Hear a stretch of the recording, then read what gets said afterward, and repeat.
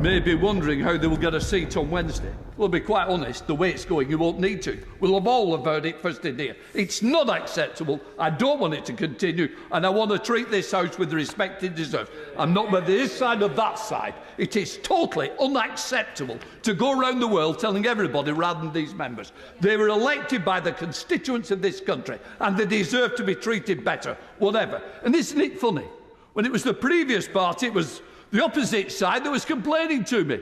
Get your acts together, all sides. Treat members with respect. Right, let's come to the... Tinkering around the edges, and it's upsetting a lot of people at the moment. So it's going to be... I've never known a budget like this, I'll be honest. I've never known a budget like this. Really?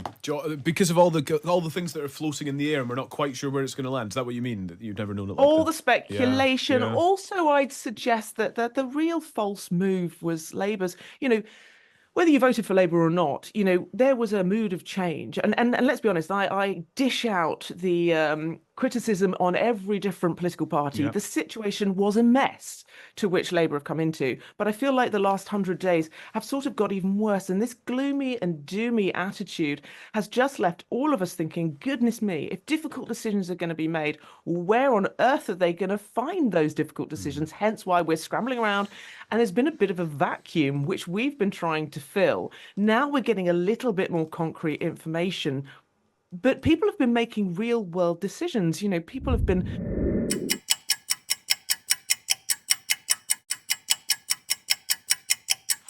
The mid-range of what the impeccably independent Institute for Fiscal Studies says there would be in terms of a black hole in the public finances.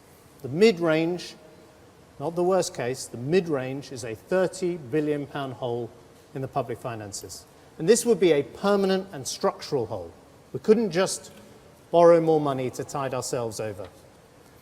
And the job of the Chancellor is to restore stability to the public finances if we quit the EU, and that would mean there would have to be an emergency budget. Legislating for the kind of measures required to tackle a large structural deficit takes time, and Britain would need to get on with it. Now, you can do it by raising taxes, you can do it by cutting spending. Almost certainly, you'd have to do both.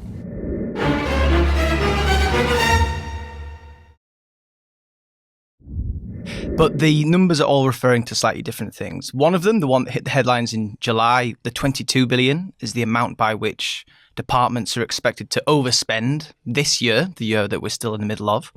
The 40 billion number seems to be, if you read the papers, the difference between what the forecast says borrowing will be in 5 years' time and where Rachel Reeves would like it to be if Labour end austerity for public services and honour their manifesto commitments. So that's sort of the gap she has to make up, probably through tax rises.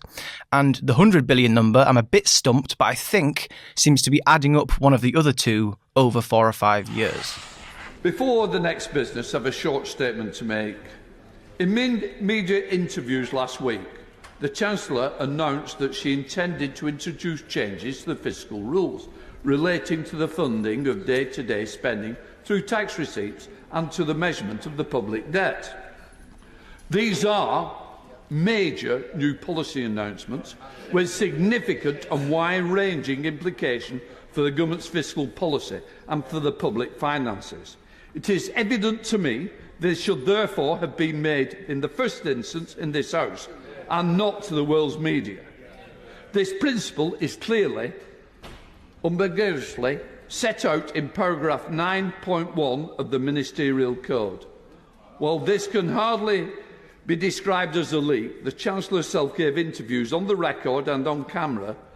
The premature disclosure of the contents of the budget has always been regarded as supreme discourtesy to the House. Indeed, I still regard it as such. I am very, very disappointed that the Chancellor expects the House to wait nearly a full week to hear repeat these announcements in the budget statement on Wednesday.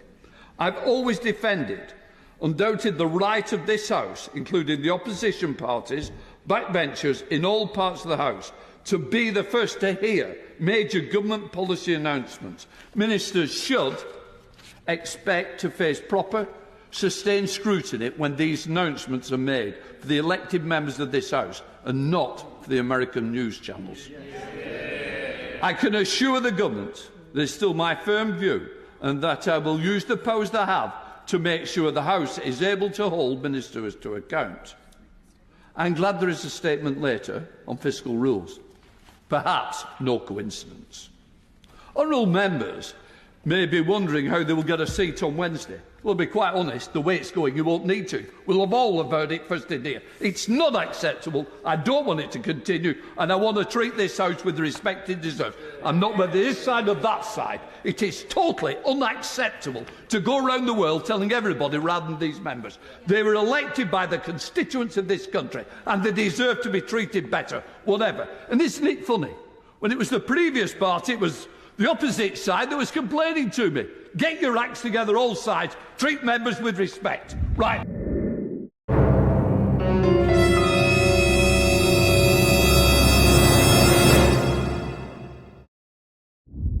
Being injected into every paragraph of every speech, almost every other line in the manifesto. This is not how it started. And it's like become an addiction. I wasn't going to comment on working people, but I'm afraid I've now got to reveal the truth about where this came from. Have a because job, Danny's sort of not quite right about this. Let me tell you, this started 3 years ago after Keir Starmer became leader of the party. And the use of the term working people was a point about Corbyn and the previous Labour Party, which Starmer and all those who supported him thought was a party under Corbyn that was ideological, completely lost touch with the general public in this country, wasn't on their wavelength, didn't talk their language, and that was talking instead to a sort of fringe a part of the electorate, and notably in the party. And the term working people was addressed to them to say, you've got to get back onto the wavelength and start talking to the general public in this country. It wasn't meant to define who the Labour Party's message is directed to amongst the electorate as a whole. It was a jibe, if you like. It was a little lesson that was being addressed to Corbyn and his supporters and saying, right, this is a party which is now going to be pulled back from the fringes, back from the margins, back from the sort of sectarian left. And it's going to be put firmly once again in the mainstream of the British public. That's where working people came from. And it has sort of evolved through overuse, misuse, general use, application to. Yes, it did. Yeah. And it became applied to everything. And it started being injected into every paragraph of every speech, almost every other line in the manifesto. This is not how it started. And it's like become an addiction. It's like a sort of dependency that people have now on it, but it's not what the original point of it was. That's all I'm saying. Do you think it was a mistake for him to say, when asked whether people were working people if they got some of their money from shares and some of their money from, salary, that it was a mistake to say, well, that's not what I mean by working people? Do you think he should have avoided it? Exactly the pitfall that you're bound to plummet into the moment you start overusing and misusing this term. That's very interesting. Because it's not open to definition. What can you say? The moment you talk about working people, you're effectively saying, and there are other people in the electorate who we're not cared about, precisely, who we don't care about, who we're not addressing, who we don't think work, who for whom our policies are not designed, and by the way, almost whose support we don't even want or need. Which they don't mean to do. Which they don't mean to do. And it's all really a rhetorical device to make Labour about Labour, and that's it, really. Yeah. About Labour back in the mainstream. Yeah. Labour which appeals to the British people as a whole and not some Corbynite sectarian fringe. But today we're pursuing a different ambition, a shared ambition, growth. I think the difference in the UK is, on your own now, separate from Europe, it's a relatively small market for most multinationals and certainly for Americans. So something needs to be quite different to make it interesting. Can the difference be made up? You talk about us being a smaller market now. Can we persuade you to make the kind of investments you might have made if we were part of a bigger market? Well, I think so. If we had in a hypothetical world, market of this size that really encouraged innovation, not just in investment, but in utilization, right? So that the system was set up to really take advantage of the breakthroughs in biomedical innovation, put them to work in the real world, study those effects so that globally that knowledge could be shared and really become kind of an incubator for access to these medications as well as utilization. That would be quite interesting, because then we could point to such a market and say, look here, they get the picture. Not only do they want our inward investment, which every country wants, but they put their money where their mouth is and deliver both a high growth environment for the industry, but also one that is a health system built around the idea that next generation technology can make a better world for its people. And I think that's a promise to continue to pursue. And this announcement today is a step in that direction.